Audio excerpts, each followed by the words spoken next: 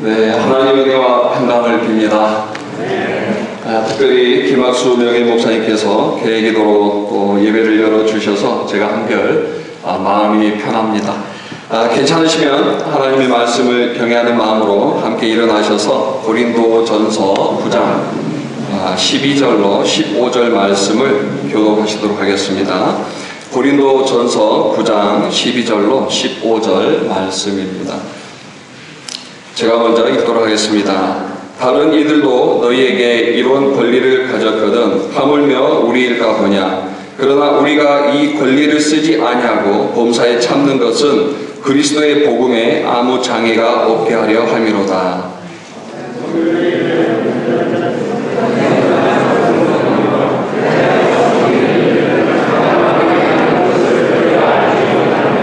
14절입니다. 이와 같이 주께서도 복음 전하는 자들이 복음으로 말미암아 살리라 명하셨느니라. 그러나 내가 이것을 하나도 쓰지 아니하였고 이 말을 쓰는 것은 내가 이같이 하여 당하는 것이 아니라 내가 차라리 죽을지언정 누구든지 내 잘하는 것을 헛된 대로 돌리지 못하게 하노라. 아멘. 잠시 기도하시겠습니다. 하나님 감사합니다. 이 땅에서 복음을 위해서 전 삶을 다 드리고 있는 하나님께서 복음을 전하는 이 모든 목사님들 가장 사랑하는 분들이 다 이곳에 모였습니다. 또 다시 한번 복음으로 하나 되어 하나님께서 소망하시는 열방에 복음을 전파하기 위해 제가 기도하고 또 모였습니다.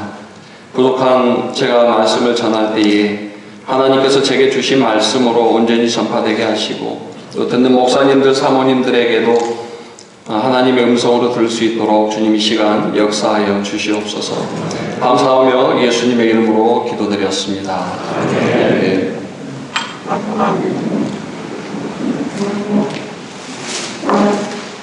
저보다도 더 탁월하신 선배 목사님들이 많이 계시는데 왜 제가 이곳에 섰는지 이유를 몰랐습니다. 근데 어제 답을 찾았습니다.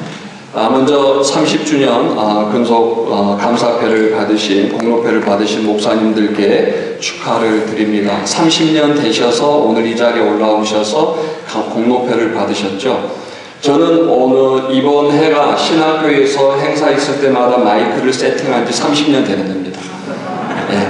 그래서 하나님이 다른 목사님들 사역하신다고 수고하셔서 공로패 주시는데 너는 마이크 세팅한다고 30년 수고했으니까 오늘은 설교라도 해라. 그래서 주신 것 같습니다. 다른 이유는 없는 것 같습니다. 새벽이나 늦은 밤에 성도들에게 전화가 오면은 비정상적인 상황인 거 다 아시죠? 그런데 친교회를 앞두고 월요일날 오후에 전국 친교회 목사님께 전화 오는 것은 더 비상적인 상황이라는 것, 비정상적인 상황이라는 것도 잘 알고 있습니다. 전화를 받을까 말까 받고 그냥 끊어버릴까 수없이 고민하다가 받았더니 항상 불길한 예감은 적중합니다. 이번 친교회 때 둘째 날 말씀을 전해 주십시오 라고 했습니다. 그 말씀을 듣고 나서 요즘 젊은이들 표현으로 고구마 100개였습니다. 평소 저를 만나시면 사위보다는 딸 잘 부탁한다고 말씀하셨던 목사님께서 갑자기 저에게 왜 이런 부탁을 하실까? 정말 딸을 사랑하신 거 맞는지 아니면 이제 출가 외인이기 때문에 딸을 마음에서 내려놓으시려고 사돈교회에 이렇게 힘든 일을 시키시는지 제가 많은 고민을 하면서 평정심을 찾으려고 했습니다. 사실 말씀을 전하는 사람이 말씀을 부탁받는데 부담스러우면 안 되죠. 저는 당연히 말씀은 전하고 기쁨으로 받아야 된다고 생각하는데 이번 주제가 너무 무거웠습니다. 복음으로 하나 된 우리라는 주제였는데요. 이 성서 침례 교회의 믿음 자체가 독립교회입니다. 다른 교단이야 정관을 만들고 교단적으로 움직이면 되지만 대교회 중심의 이 교회 친교회가 하나로 되는 것, 이게 참 어려운 주제였고 무엇보다 선교회 목사님들께서 그동안 하나됨을 위해 얼마나 많이 노력하시고 기도하시고 수고하셨는지 알기 때문에 이제 목회 1년도 안 된 아무것도 모르는 제가 어떻게 이 선배님들 앞에서 이 막중한 주제로 말씀을 전할 수 있을까 정말 부담이 많이 됐습니다. 그래서 말씀을 같이 맡은 박상주 목사님과 점심을 먹으면서 2시간 정도 복음에 대해서 이야기하고, 목사님이 이제 답이 정해졌네요. 목사님은 복음의 능력과 복음으로 이렇게 세워지는 교회에 대해서 말씀을 전하시고, 저는 이 복음의 능력과 복음의 은혜를 받은 우리가 어떻게 이 은혜를 까먹지 않고 지속적으로 복음으로 하나 되어 가야 되는지에 대해서 제가 말씀을 전하겠습니다. 그래서 주제를 정하고 서로 침범하지 않기로 약속을 하고, 그 다음에 이제 와서 말씀을 전하기 시작했습니다. 감사하게도 어제 오직 복음의 능력과 은혜로 하나 되는 것에 대해서 박상주 목사님께서 말씀을 전해주셨고, 이제 오늘 저는 복음으로 하나 된 우리라는 이 제목 안에서 다양함 속에서 하나됨을 찾다라는 제목으로 말씀을 전해보고자 합니다. 지금까지 복음으로 하나 되는 것, 이게 사실 아닌 것은 아니죠. 그런데 정민철 목사님께서 제게 전화 주시고 나서 참 답답한 마음을 가지고 수요일날 말씀을 준비하기 위해서 성경을 폈는데, 그때 제가 우리 교회에서 수요일날 강해 설교를 하고 있는 본문이 고린도전서 강해를 하고 있었고, 고린도전서 강의할 때 제가 메인 타이틀로 대주제로 사용하고 있는 게 다양함 속에서 하나님을 찾다라는 요 그림 그대로 쓰고 있었습니다. 그래서 하나님이 이래서 맡겨놓으셨나? 이제 목회 1년밖에 안 됐으니까 똑바로 정신 차리고 방향 바로 잡아서 모든 목사님들 앞에서 너희 믿음을 선포하고 좌로나 우로나 흔들리지 말고 가라 라고 말씀하셨나? 친교회만이 아니라 우리 서울 성서침례교회 안에서도 어떻게 하면 온 성도들이 하나 되어서 복음을 전할까? 저도 그 방법을 찾고 답을 찾고 있는데, 이제 이 말씀 속에 들어가면서 좀 더 하나님 앞에서 하나님께서 저에게 주신 말씀들을 고민해 보기 시작했습니다. 그러면서 문득 이런 생각이 들었습니다. 이 세상에는 두 부류의 사람이 있다고 합니다. 첫째는 남자와 여자, 둘째는 구원받은 사람과 구원받지 못한 사람, 아니면 구원받아야 할 사람. 그리고 한국에만 있는 독특한 부류가 있습니다. 중학교 졸업하고 고등학교 가면은 문과와 이과로 나눠집니다. 저는 남자입니다. 그리고 구원받았습니다. 그리고 저는 이과입니다. 그래서 처음 하나됨에 대해서 말씀을 딱 주제를 받았을 때 제 내 속에서는 물리적인 부분에 대해서 어떻게 이것을 하나로 조직적으로 이끌어가야 되는지, 그런 부분들이 뇌가 풀가동하기 시작하면서 더 어지러워지기 시작했습니다. 그러면서 제 속에서 갑자기 이런 마음이 들었습니다. 그렇다면 하나님은 이과이실까 문과이실까? 하나님이 문과이실까요? 이과이실까요? 이문과. 예. 이 우주를 창조하시고 지금까지 한치의 오차도 없이 모든 것들이 순리대로 돌아가는 걸 보면은 하나님이 이과가 맞으세요. 공대생이 맞으세요. 그런데 한편으로는 죄 많은 우리를 끝까지 사랑하시고 하나님의 아들 예수 그리스도를 이 땅에 보내셔서 우리를 구원해 주시고, 또 시편이나 아가서나 많은 성경들에서 쓰는 이 내용들을 보면은 문학소년보다도 더 탁월하신 걸 보면 또 문과 같기도 하시고, 사실 제가 답을 못 찾아서 오늘 1시간 전에 오성현 목사님과 잠시 교제하다가 오성현 목사님께 물어봤어요. 오 목사님, 하나님이 문과이실까요? 이과이실까요? 그랬더니 오 목사님이 정확한 답을 해주셨습니다. 하나님은 복수 전공하셨습니다. 하나님은 문과와 이과 복수 전공하셨으니까 그러니까 답이 되는 거예요.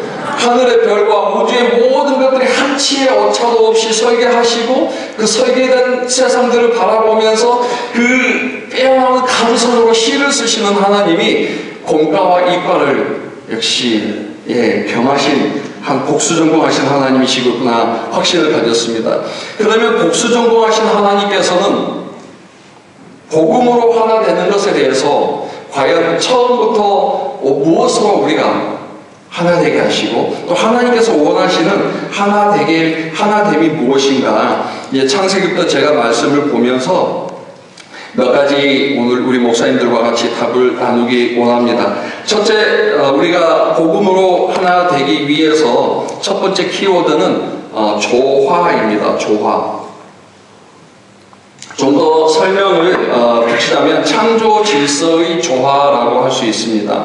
창세기 1장 천지 창조 과정을 통해서 결론을 내보면은 하나님께서 원하시는, 그리고 하나님께서 계획하시는 하나됨은 획일적인 아니면 어떤 물리적인 하나가 아니라 다양함 속에서 그 다양함이 서로 어울려져 빛을 내고 각자의 자리에서 조화를 이룰 때 가장 아름다웠고, 그 하나하나의 조화를 보시면서 하나님께서 보시기에 좋았더라라고 말씀을 하셨죠.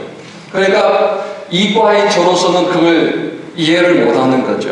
그러나 하나님께서 분명히 우리에게 말씀하실 때 창세기 1장 1절에 태초에 하나님이 천지를 창조하시니라 라고 말씀하시고, 천지 창조와 함께 창세기 1장 4절에서는 빛과 어둠을 나누셨습니다.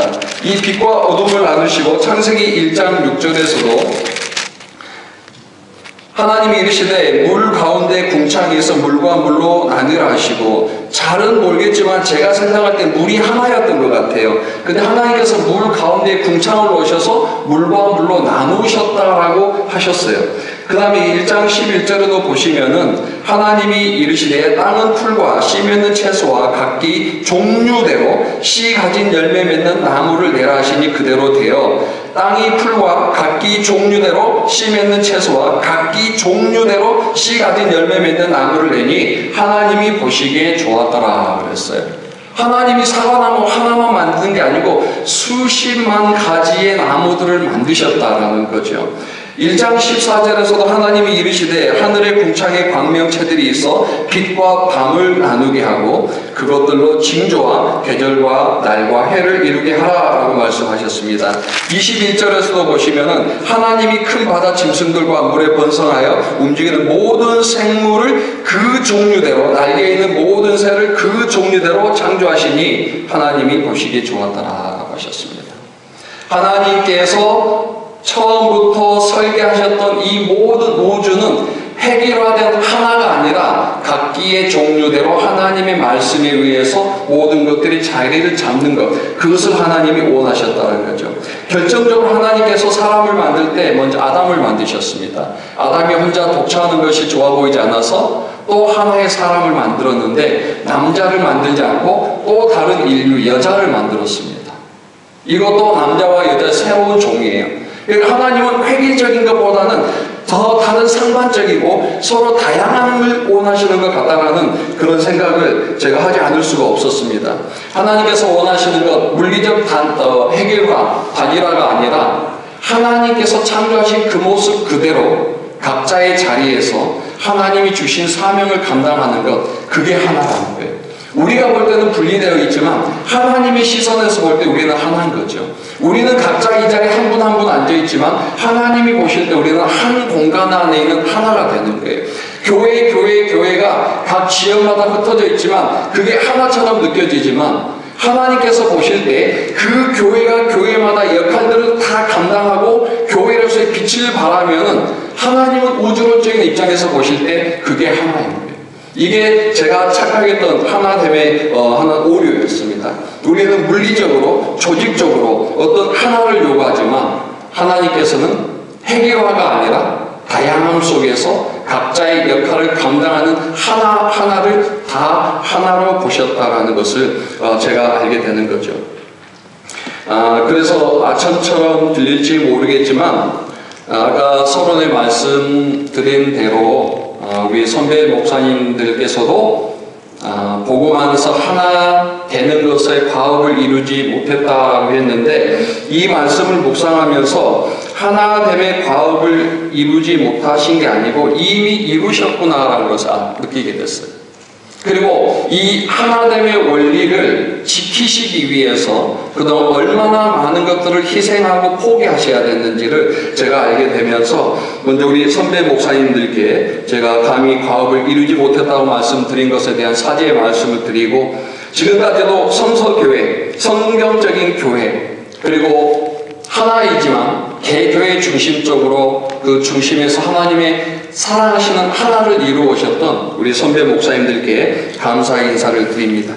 그리고 앞으로도 저도 또 하나님께서 우리에게 주신 이 말씀과 동일하게 다양함 속에서 하나님을 이루기 위해 계속적으로 하나님 앞에 무릎 꿇고 기도하면서 선배님들이 가셨던 그 길들을 따라가도록 하겠습니다. 창세기 1장 27절 28절을 보시면 하나님이 자기 형상 곧 하나님의 형상대로 사람을 창조하시되 남자와 여자를 창조하시고 하나님이 그들에게 복을 주시며 하나님이 그들에게 이르시되 생육하고 번성하여 땅에 충만하라 땅을 정복하라 바다의 모든 물고기와 하늘의 새와 땅에 움직이는 모든 생물을 다스리라 하시니라 그랬습니다. 하나님께서 아담과 하와를 창조하신 다음에 땅에 충만하라 땅을 정복하라 그 다음에 다스리라 이 세 가지 명령을 주셨는데 땅에 충만하다는 말이 흩어져서 널리 채우라는 얘기거든요. 처음엔 에덴 동산 한 곳에 하나님이 아담과 하와를 두셨지만 생육하고 번성하여 하나님이 창조하신 이 지구 가운데서 널리 퍼져서 흩어지라는 얘기예요. 그리고 하나님이 주신 공간 가운데서 서로가 각자의 모양대로 하나님을 섬기며 살아라. 이게 하나님께서 주신 명령이었죠. 그런데 창세기 11장 보면 바벨탑 사건이 나옵니다. 이 바벨탑 사건에서 인간은 그 신할 평지에 이르러서 성읍을 쌓는다고 그래요. 성읍을 쌓는다는 것은 인간이 살 수 있는 영역을 자신들이 정한다는 얘기예요. 성 밖으로 나가지 않겠다는 얘기예요. 그리고 그 높은 탑을 쌓아서 그 위에 인간의 이름을 걸겠다는 것은 그 좁은 땅을 인간의 영역으로 만들고 그곳에서 우리가 흩어짐을 면하자라고 얘기합니다. 하나님은 인간에게 땅에 충만하라 널리 흩어져서 번성하고 채워라라고 말씀하셨는데 인간은 시스템 오류가 발생해서 우리가 흩어짐을 면하자 하나님이 주신 말씀대로 자꾸 영으로 가려고 해서 그곳에 인간의 영역을 스스로 정하려고 하는 것이 하나님이 싫어하셨던 거죠. 그래서 하나님께서 그들을 흩으시기 위해서 쓰셨던 방법이 뭐냐면 언어를 혼잡하게 만드셨다고 그랬어요. 언어를 혼잡하게 만들었다. 서로 말이 안 통하는 거죠. 모든 조직이요 말이 통하면 잘 돼요. 그죠? 근데 말이 안 통하면 안 돼요. 흩어지는 징조예요. 무엇이든지 하나가 되고 무엇이든지 같은 이야기에서 사도 바울이 말한 것처럼 같은 말 같은 뜻 같은 마음을 가지고 가야 되는데 이 말이 안 통하기 시작한다는 것은 불결한 징조가 이루어지는 거죠. 이 말에 통하지 않는다라는 기준에 과연 무엇에 있는가? 사실은 저에게 있어요. 누군가와 얘기할 때 내가 그 사람하고 말이 안 통한다는 것은 내 기준에서 내가 원하는 답만 요구하기 때문에 말이 안 통하는 거예요. 차라리 내가 내 것을 포기하고 상대방의 말을 받아들이면 말이 통해요. 중요한 것은 내 입장에서 내 것을 가지고 딱 붙여놓고 이 안에 해결화시켜서 들어오게 만들려고 하니까 말이 안 통하는 거고 말이 안 통하면 결국은 하나가 될 수 없이 흩어질 수밖에 없는 물리적인 하나님의 심판이 있을 수밖에 없다라는 겁니다. 그런데 하나님께서 유일하게 하나가 되라고 말씀하신 게 있었죠. 창세기 2장 24절에 보시면 이러므로 남자가 부모를 떠나 그의 아내와 합하여 둘이 한 몸을 이룰지니라. 다른 거는 다 하나님께서 흩어져서 각자의 위치에서 빛을 발하라고 말씀하셨는데 남자와 여자를 주례하시면서는 하나님께서 한 몸을 이루라고 그랬습니다. 그런데 우리 많은 지금 목사님들 계시지만 목사님들, 사모님들 한 몸이 되셨나요? 한 몸이 되셨다는 게 무슨 뜻일까요? 이거 섞어서 어떻게 믹싱할 수도 없는 과정이고 아무리 생각해도 물리적인 방법으로는 하나가 될 수 없는 게 부부예요. 그런데도 하나님은 하나가 되라라고 말합니다. 결론은 하나죠. 남편은 남편으로서 아내에 대한 도리를 다하고 아내는 아내로서 남편에게 도리를 다하면 그게 하나가 되는 거예요. 부부가 한 이불을 덮고 있다고 해서 하나가 되는 게 아니고 저 지구 반대편에 있다 하더라도 이곳에서 나는 나로서 아내로서의 역할을 다하고 저곳에서 남편은 남편으로서의 역할을 다하면 그것도 하나가 되는 거예요. 꼭 한 곳에 모여 있어야만 되는 게 아니고 각자가 맡은 그 위치에서 자기의 도리를 다할 때 하나가 되는 겁니다. 왜 우리가 하나님과 하나가 되지 못했습니까? 하나님은 우리에게 하나님으로서 모든 것들을 다 해주셨는데 우리가 하나님 앞에서 우리 피조물로서의 도리를 하지 못하는 거예요. 하나님이 원하셨던 것들을 하지 못하고 하나님이 싫어하는 것들로 자꾸 역행하고 있으니까 하나님은 항상 우리를 향해서 한 방향 보고 계시지만 우리가 하나님과 하나 될 수 없도록 늘 분리하고 있는 거죠. 다시 우리가 하나님과 하나 된다는 것, 그것은 예수 그리스도의 십자가의 보혈일 뿐만 아니라 이제는 그 십자가의 보혈의 복음으로 구원받은 우리가 하나님의 뜻이 무엇인지, 하나님께서 바라시는 것이 무엇인지, 피조물로서 구원받은 우리로서 하나님 앞에 내가 어떤 도리를 다해야 하는지를, 그 도리를 찾는 것이 하나가 되는 거예요. 물리적인 것이 아니라는 것. 교회도 마찬가지입니다. 우리 친교회도 마찬가지인 것 같습니다. 어떻게 하면 친교회가 하나가 될 수 있을까? 조직을 잘 짜야 되나? 정관을 잘 만들어야 되나? 아니면은 뭐 어떤 다른 교단처럼 좀 더 교단화 시켜야 되나? 그런 방법도 있죠. 그러나 하나님께서 원하시는 것은 저 전라도 땅끝에서 저 위에 파주 끝까지 하나님의 교회들이 그리스도께서 피값으로 사신 그곳에서 각자의 도리를 다하는 거예요. 역할을 다하는 거예요. 그곳에서 교회 하나하나가, 성서 침례교회 하나하나가 빛을 발할 때에 교회가 하나가 되는 겁니다. 그리고 모였을 때에 잡음이 없이 복음이라는 이유 하나만으로 서로 울고 웃을 수 있는 거 아니겠습니까? 요즘 젊은이들이 주식을 많이 합니다. 주일날 말씀을 전하다가 젊은 청년들 얼굴을 쭉 보면 제가 다 압니다. 아, 어제 비트코인 가격 떨어졌구나. 비트코인 가격 떨어지면요, 청년들이요, 얼굴이 다크서클이 생겨서 이게 쭉 쳐져요. 근데 주일날 청년들이 활짝 웃고 눈이 뻥 있잖아요. 아, 비트코인 가격 올랐다, 주식 올랐다. 예배 끝나고 올랐어? 예, 목사님 올랐어요. 그러면서 제가 강단에서 늘 이렇게 너무 서글픈 마음으로 하나님께 기도합니다. 하나님, 젊은 저들이 주식 때문에, 비트코인 때문에 울고 웃는 젊은이들이 아니라 복음 때문에 울고 웃는 젊은이들에게 되게 해주십시오. 물질에 상관없이, 우리 삶의 환경에 상관없이 하나님께서 주시는 복음으로 인해서 울고 복음 때문에 웃고, 그런 교회가 되게 해주시고, 그런 젊은이들이 되게 해주시고, 그런 하나님의 교회가 되게 해주십시오라고 제가 늘 기도합니다. 지난주 비트코인 올랐을까요? 안 올랐을까요? 올랐습니다. 우리 청년 하나가 저에게 찾아 너무나 반갑게 인사하는 걸 보면서 비트코인 올랐구나 제가 속으로 생각했습니다.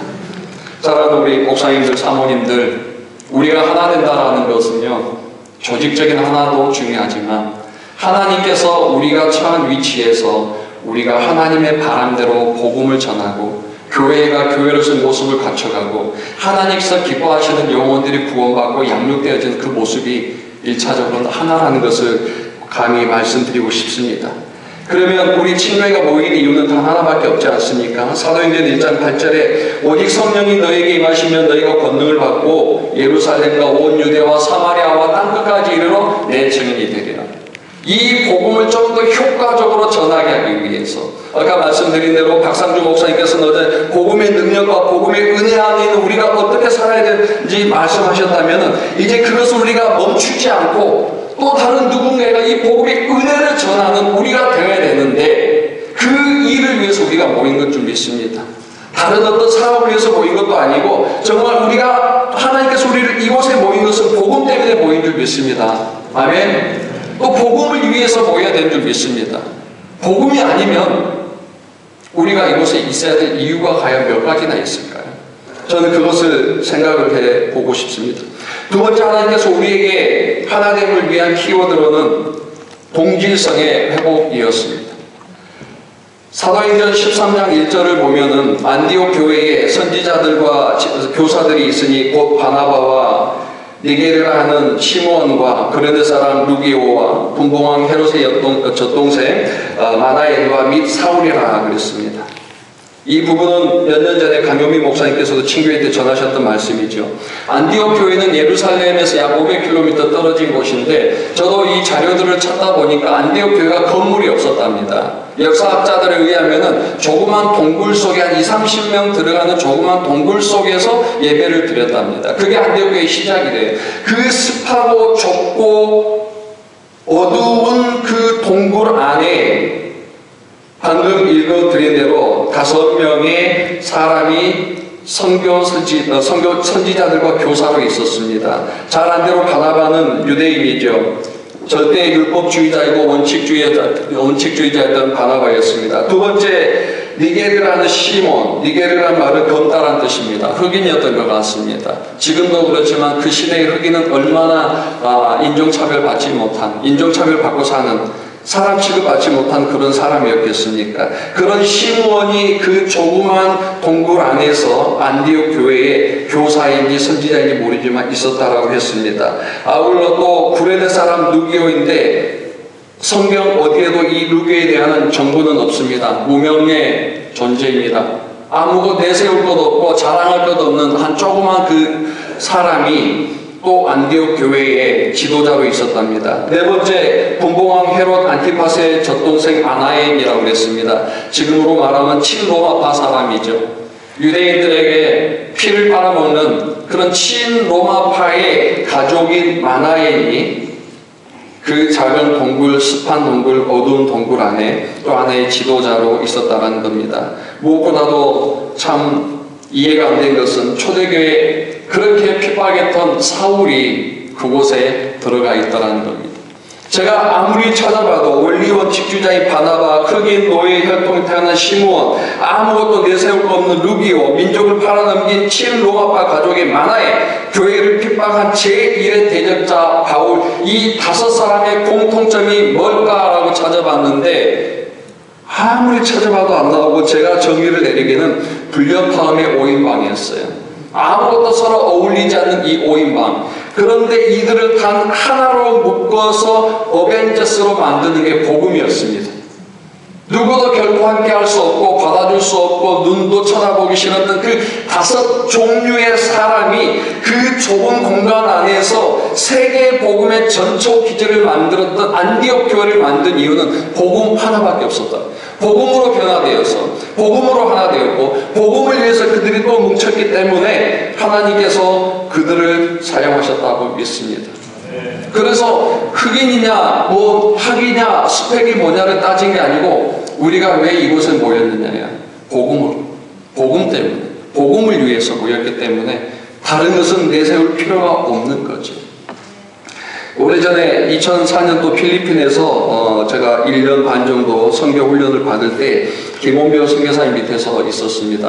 공부를 하다가 선교사님께서 어디 선교지 가야 된다 그러면은 제가 차를 운전하고 따라다니면서 선교 훈련을 배웠었습니다. 하루는 차를 타고 5시간 정도 갔습니다. 그곳에 가서 저녁에 미국 선교사님과 같이 우리나라 영화 상영 집회를 하면서 복음을 전하고 이제 집회가 끝나고 자러 갑시다. 그래서 어디로 가실까? 저 밑에 보니까 호텔이 있던데 생각했는데 본당에 가시더니 장의자 2개를 붙이시고 매트 앞저기 담요 하나를 까시고 딱 누우시는 거예요. 이영재 잘 자요. 이거 아닌데 한국에서 선교사님들 오시면 특급 대우를 해주는데 그죠? 호텔에 모셔가고 식사 좋은 데 대접하고 좋은 침대 하는데 어떻게 이렇게 귀한 선교사님과 또 한국에서 내가 왔는데 여기서 자야 된단 말이야 생각을 했어요. 좀 섭섭하기도 하고 그러나 목이랑 같이 동행하면서 잠을 잤습니다. 아침에 일어나서 식사를 하는데 그럼 아침이라도 좀 아메리칸 스타일로 좀 주시겠지. 그랬더니 야자수 하나 따오고 바나나 따오고 그 다음 생선 하나 소금에 절인 것과 밥은 손으로 주물럭 해가지고 접시 하나 주면서 아침을 못 자는 겁니다. 그런데도 전혀 개의치 않으시고 허허허 웃으시면서 맛있게 드시는 김원배 선교사님을 보면서 만약에 예수님이 다시 이 땅에 내려오신다면 저런 모습으로 오시지 않을까. 인간의 높음과 낮음과 어떤 혈통을 따지지 않고 구원받아야 될 그 사람 앞에서 그들이 준 음식을 받아 드시면서 같이 웃으시는 그런 모습이 아니실까. 이미 2000년 전에 그렇게 하셨고 다시 오셔도 주님은 그렇게 하실 것 같다라는 그런 생각을 제가 해봤습니다.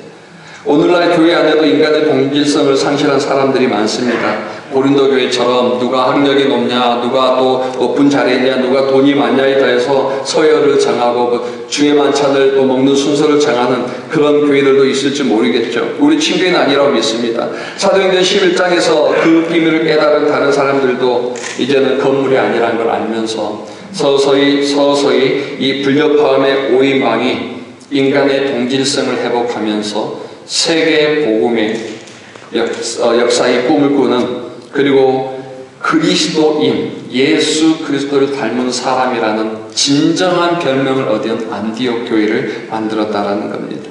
정말 우리 신교회 안에도 다양한 목사님들이 계신 것 같습니다. 그러나 무엇 하나 봐도 공통점은 없습니다. 그럼에도 우리가 이곳에 모여있는 이유 또 하나, 오직 복음인 줄 믿습니다.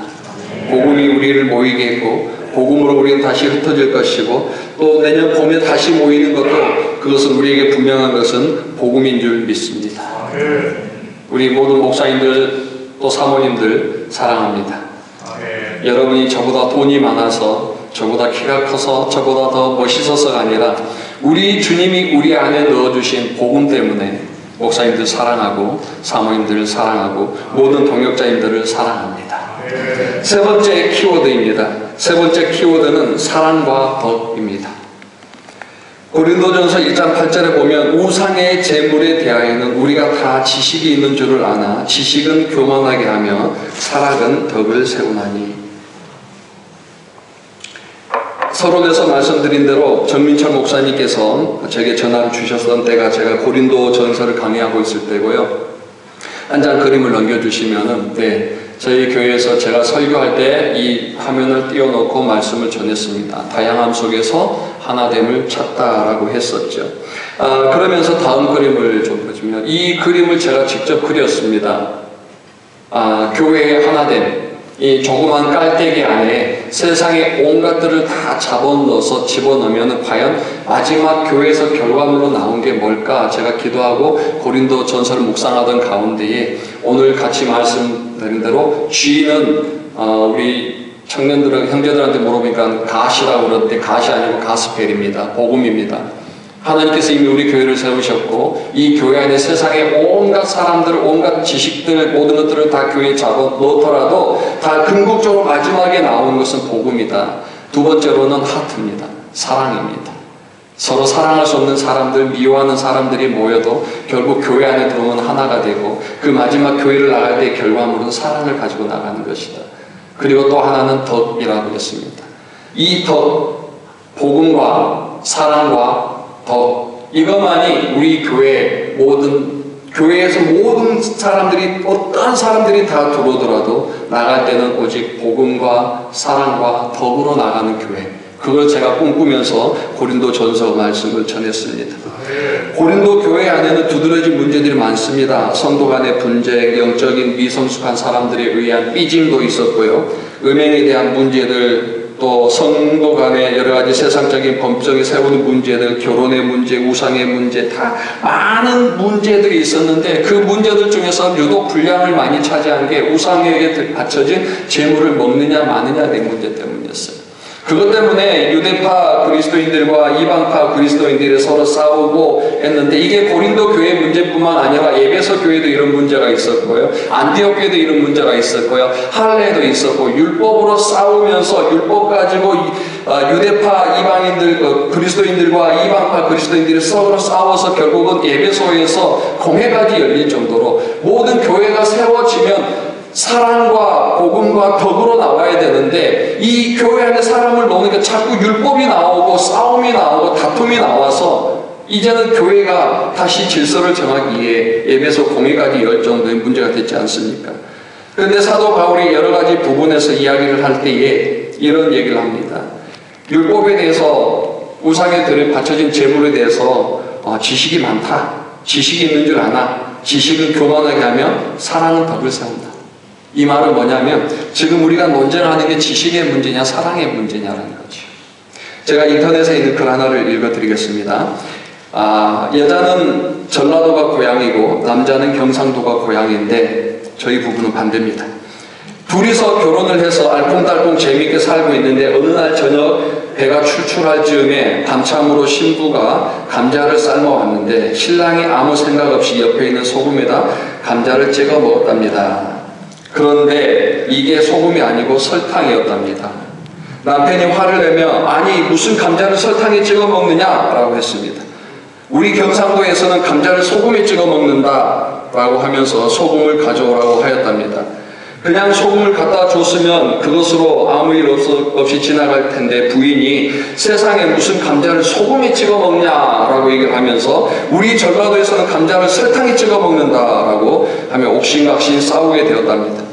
그러다 서로 감정이 격하여 남편이 당신 아버지는 어떻고 하면서 하지 말아야 할 말까지 나와 두 사람은 같이 못 살겠다고 하며 이혼을 하기로 하였답니다. 그래서 법정에서 재판장 앞에 서게 됐는데 남편이 판사님 제가 살다 별일을 다 봤습니다. 감자를 설탕에 찍어 먹으라 하네요. 하니까 부인이 세상에 감자를 소금에 찍어 먹는다는 말을 처음 들어봤습니다 라고 얘기를 했답니다. 두 사람의 말을 듣고 있던 판사가 하도 어이가 없어서 하는 말이 두 사람 다 참 어이가 없네요. 어떻게 감자를 설탕이나 소금에 찍어 먹습니까? 우리 강원도에서는 감자를 고추장에 찍어 먹어요. 문제가 또 하나 생겼습니다. 설탕이냐 소금이냐 고추장이냐. 방금 웃는 목사님들 제가 많이 봤습니다. 성경에는 정말 우리가 목숨을 바쳐서 지켜야 될, 양보하면 안 되는 복음이라는 게 있습니다. 그런데 이 복음이 아닌 다른 것을 가지고, 다시 말해서 비본질적인 것을 가지고 싸우는 게 더 많아요. 아마 우리가 모여서 복음을 어떻게 전하고 복음을 어떻게 영화롭게 하고 복음을 어떻게 개교에서 또 기쁘게 전할 건가, 이거 가지고 정말 서로 막 언변을 갖춘다면 하나님이 이곳에 엄청난 영혼들을 보내주실 겁니다.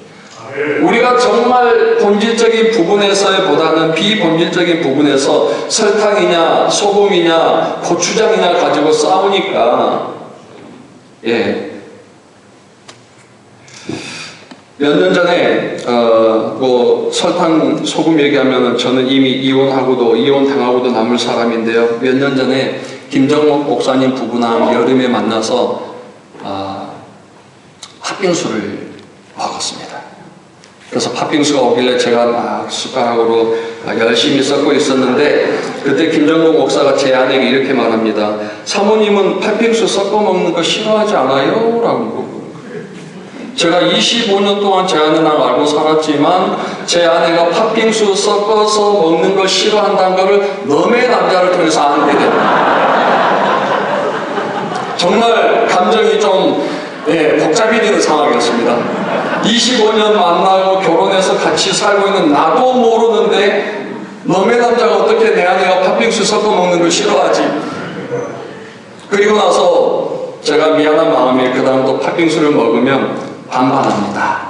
아내 거는 내비두고 제 것만 딱 섞어서 먹습니다. 그런데 섞다 보면은 자꾸 영토를 침범해요. 그래서 저는 반만 섞었다고 생각하는데 어느 날 보면 다 섞여 있어요. 그러면 팥빙수를 보다 제가 아내 눈을 다 쳐다보지 못하고 슬쩍 쳐다봅니다. 그런데도 화내지 않는 제 아내를 보면서 이 사람이 천사인가 아니면 마음에 칼을 갈고 있는가 제가 헷갈릴 때가 있습니다. 그럼에도 불구하고 오늘까지 한마디 불평도 없이 따라와 준 걸 보면 하나님이 주신 천사가 맞다라고 저는 믿고 싶습니다. 감사합니다. 사모님들 고추장이냐 된장이냐 묻지도 따지도 않고 우리 목사님들 품어주셔서 정말 감사합니다. 안 그러면 저랑같이 텐트 치고 주무셔야 될 분들이 참 많으실 것 같은데 우리 사모님들이 다 품어주셔서 오늘 우리가 이렇게 행복하게 목회하고 있는 줄 믿습니다. 가정의 문제만이 아니라 교회 문제도 마찬가지죠. 교회 본질에서 재직회의를 하거나 논의를 하면은 대부분의 우리의 논쟁은 복음이 아니에요. 대부분은 비본질적인 복음이 아닌 것들 때문에 힘을 소비할 때가 많습니다. 2019년 늦가을 마지막 아마 제가 기억하기로는 불광동교에서 영적 지도력 훈련을 할 때인데 어느 목사님 부부가 미고사축 노래를 특성으로 불렀습니다. 미안해요. 고마워요, 사랑해요, 축복해요 라는 노래를 부르셨어요. 그리고 나중에 노래를 부르고 나서, 특성을 부르고 나서 이 목사님 사모님이 하신 얘기가 있었어요. 지난주에 교회에서 김장회 했는데 김장 때문에 목사님 사모님이 너무 상처받아서 오늘 이 노래를 부르게 됐습니다 라고 하는 거예요. 무슨 일이신데요? 그랬더니 여전도에서 고기는, 배추 고기는 몇 개로 해라, 고춧가루 더 넣어라 빼라, 넣어라 빼라, 소금 넣어라 빼라, 젓갈 뭐 써라 해가지고 이게 화합이 안 되는 거예요. 김장 하나 하는데도 서로 싸우고 서로 상처받고 오죽하면 목사님 사모님이 미안해요, 고마워요, 사랑해요, 축복해요. 근데 그 목사님이 정말 훌륭하신 목사님이세요. 오늘 잠시 그때 특성하신 거 물어보니까 다 까먹으셨대요. 저만 기억하고 있었나 봅니다. 그분이 누군지는 제가 말씀 안 드리겠습니다. 이 비본질적인 문제를 우리가 볼 때 헬라어로 아디아포라라고 하더라고요. 해도 되고 하지 않아도 되는 것. 다시 말해서 교회 안에서 이루어진 문제나 모든 공동체에서 이루어진 문제 중에 본질적인 부분이 아닌 것은 해도 되고 하지 않아도 되는 것들은 양보하면 되는 것. 예, 그냥 이방인들 뭐 모르니까 우상에게 바쳐진 재물 먹으면 뭐 모르니까 먹겠지 하고 이해해 주면 되는 거고, 나는 그냥 아니까 안 먹으면 되는 건데, 이거를 비본질적인 부분으로 해석을 할 거냐 아니면 율법으로 해석할 거냐에 따라서 달라지는 거예요. 지식은 절대 사람을 평정화시킬 수 없습니다. 율법은 절대 사람을 하나로 만들 수 없어요. 그래서 예수 그리스도께서 이 땅에서 복음으로 오셨고 복음으로 율법을 폐하시고 율법을 완성하셔서 사랑을 우리에게 주셨다고 말씀하지 않습니까? 절대 율법이나 지식과 법으로는 사람을 하나로 만들 수 없고요. 오직 사랑과 법. 그래서 사도 바울이 고린도전서 1장부터 교회의 모든 문제들을 낱낱이 얘기하다가 12장에서는 더 문제를 이야기시킵니다. 그것만 아니야. 얼마나 많은 은사들이 있어. 이 많은 은사들이 어떻게 우리 교회 안에서 작용하고 있어라고 물어보면서 13장에서 말하는 게 사랑이잖아요. 그리고 다시 14장으로 가면서 가장 많은 단어가 덕입니다. 덕을 위하여 덕을 세우고 덕이 아니면 덕으로 하면서 덕을 세우라고 합니다.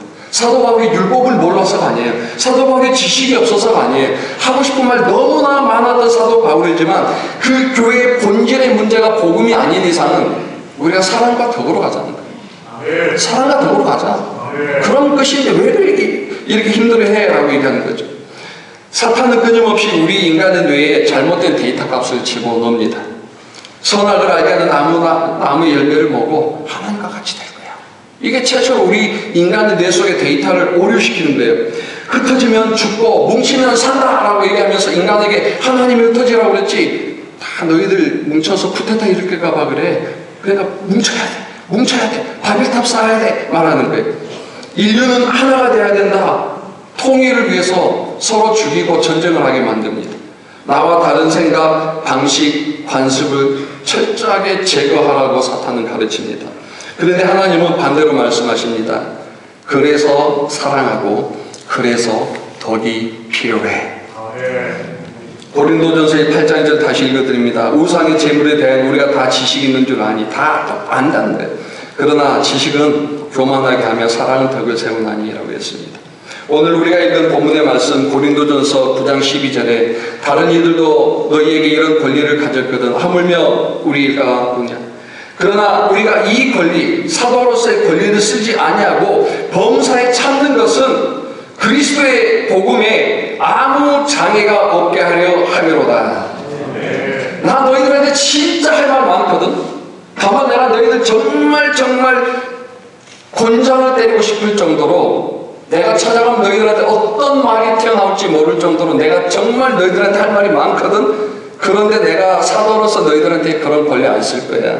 그리고 내가 참어. 왜냐하면 내가 할 말 다 하고 나서 그리스도의 복음에 장애가 되니까. 내가 지금 무엇을 위해서 살아왔는데, 내가 무엇 때문에 권장을 맞고 무엇 때문에 돌을 맞고 무엇 때문에 굶주리며 이 험악한 산길들을 넘어다니면서 살아가고 있는데, 오직 예수 그리스도의 그 순수한 복음이 전해지게 하기 위해서 내가 지금까지 살아왔는데, 내가 잠시 내가 하고 싶은 말 때문에 내 권리를 내세워서 지금 내가 지금까지 살아왔던 내 삶에 흠집이 생기면 안 되잖아. 그 흠집은 내 인격의 문제가 아니라 복음의 장애가, 복음의 본질이 흐려질까봐, 예수님께서 내게 주신 그 순수한 복음이 변질될까봐 나는 할 말 많아도 참을 거야 라고 바울이 입을 닫는다라는 것이죠. 본질이 흐려지지 않게, 본질에 방해가 되지 않게 복음이 오직 영화롭게 하기 위해서 사도 바울이 나는 참는다라고 이야기를 했습니다. 사실 제가 이 자리에서 이 말을 할 자격이 없는 사람입니다. 그리고 이 말씀은 하나님께서 너부터 잘해라고 주신 말씀입니다. 2주 전에 학교에 와서 신학교 총장님과 몇 분과 같이 식사를 했습니다. 제가 좀 마음을 먹고 왔습니다. 오늘 사무회의 때 보니까 나중에 뭐가 있어 라고 하시던데요. 저도 이제 친구에 오면은 뭐가 있는 게 뭐가 두 개가 있을 것 같더라고요. 그래서 총장님과 평소에도 좀 가깝게 지내고 또 식사도 자주 하고 신학교에 자주 왔다 갔다 한 저로서 이제 신학교 또 운영이사가 되면은 총장님께 할 말을 못 하겠다. 저 젊은 목회자 이사 시켜놨더니 벌써부터 할 말 다 하네 할까봐 평소에 그냥 총장님과 좀 친분이 있는 일반 평목사로서 이사가 되기 전에 마지막 총장님과 좀 얘기하고 싶다 해서 총장님께 식사를 좀 하고 한 가지 제가 총장님께 권해드린 말씀, 총장님 이렇게 했으면 더 좋겠습니다 라고 했습니다. 제가 그 말을 할 때는 사실 한 달 정도 기도했습니다. 몇십 번 생각해보고 해야 되나 말아야 되나 그래도 꼭 드려야 될 말씀인 것 같다. 그래서 조심스럽게 말씀을 드리고 집에 갔는데 그날부터 마음이 너무 안 편한 거예요. 괜히 얘기했다. 참았어야 되는데 왜 총장님 마음 내가 더 부담스럽게 해드렸을까? 우리 총장님 이 얘기 듣고 또 얼마나 마음에 속상해 하실까 생각하면서 제 마음이 너무 불편했습니다. 그런데 2주 후에 신학교에서 또 보내주신 보고 공문을 받으면서 제 마음이 무너져 내려서 총장님께 전화를 드렸습니다. 총장님 보내주신 편지 잘 받았고 감사합니다. 그리고 지난번에 제가 괜한 말해서 죄송합니다 라는 사과 말씀을 드렸습니다. 그리고 전화를 끊으면서 제가 저에게 한 말이 있습니다. 말이라고 다 말이 아니구나. 입에서 나온다고 다 말이 아니구나. 하나님이 주시는 말이 진짜 말이고 하나님이 내 안에서 성령으로 역사해서 성령으로 나오는 말이 사람을 살리는 말이지 내 지식이나 경험이나 내 이론으로 하는 말은 사람을 살리는 게 아니고 사람을 더 짐을 지어주는 거구나 생각을 하면서 다시 한번 제가 이 자리에서 총장님께 죄송하다는 말씀을 드립니다. 집에서도 가끔 아이들하고 또 우리 가족들 얘기하다 보면 제가 이상한 말 하잖아요. 그러면 아이들이 갑자기 서라운드로 아빠 여봉 하면서 집안으로 사운드 싹 돌아요. 그 소리 하지 말라는 얘기예요. 그러면 제가 아이들 눈을 못 보니까 딱 저희 집에 있는 애완견을 쳐다봅니다. 루키인데 그런 루키가 저를 딱 쳐다보는데 그러니까 아무 소리 하지 말았잖아요. 저는 입 다물고 있으니까 고기도 주고 얼마나 좋아요. 이뻐해요 하는 거예요. 그래 네가 지혜롭다. 아무 말 안 하고 그냥 가만히 있어서 고기 주면 꼬리 한번 흔들어주면 좋은데 뭐 하려고 내가 이 소리 하죠. 또 이렇게 애들한테 칭찬받는지 모르겠다라고 늘 생각을 합니다. 말이라고 말이 아니지만 하나님께서 우리에게 주신 말씀만이 사람을 살리는 말인 줄 믿습니다. 세상에 얼마나 많은 지식들이 있고 정보가 있고 유튜브 유선생 검색해 보면은 모르는 거 없잖아요. 설교하면은요, 제가 인터넷에 이런 거 됐으면 이미 성도들 검색했어요. 같은 전도에 다 돌려요. 목사님 오늘 예화 쓰신 내용 다 돌려요. 이제 뭔 말을 못하겠어요. 그러나 우리에게 중요한 것은 하나님이 우리 입에 주시는 그 복음의 말씀을 전할 때는 누구도 싫어하지 않습니다. 그 말씀을 듣는 영혼은 살아납니다.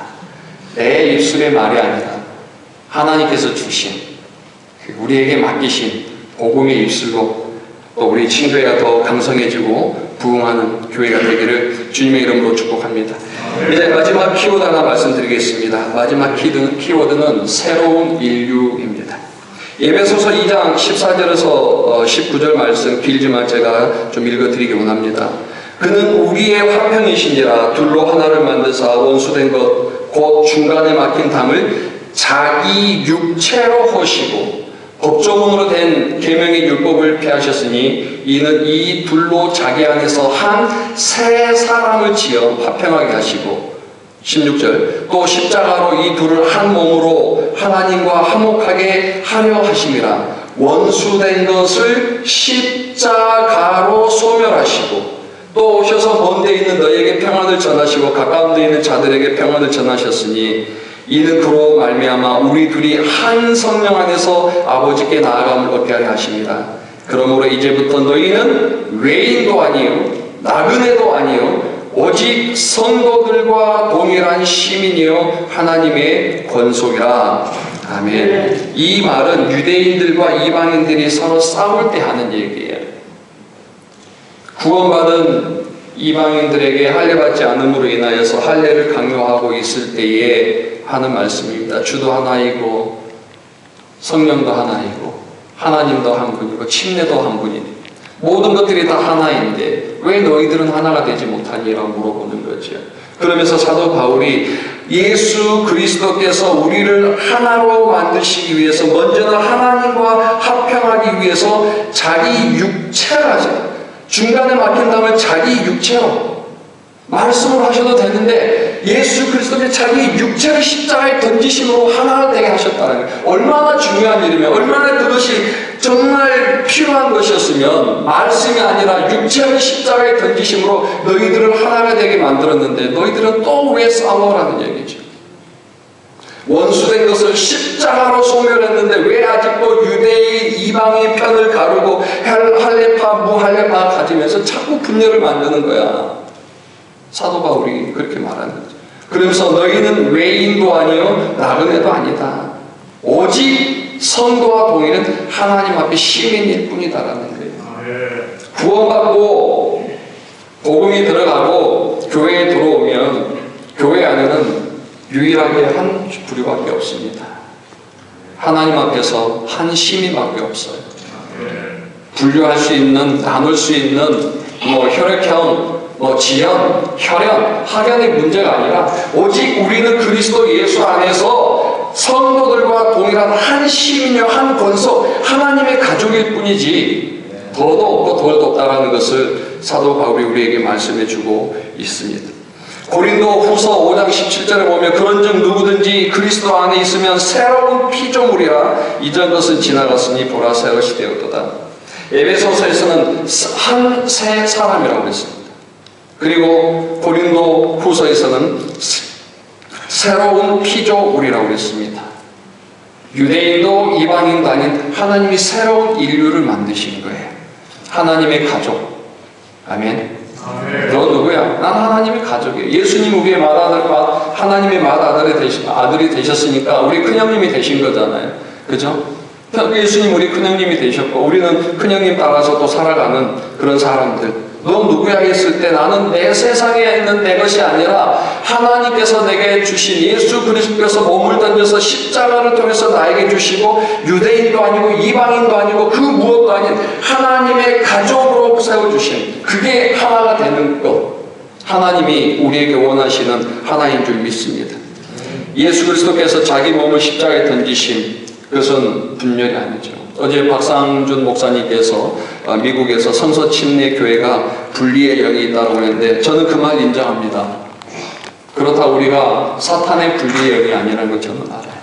하나님께서 우리가 이렇게 모여서 복음으로 하나 되고 복음의 불을 가지고 복음의 씨앗을 가졌을 때 우리는 여기서 또 분리돼야 됩니다.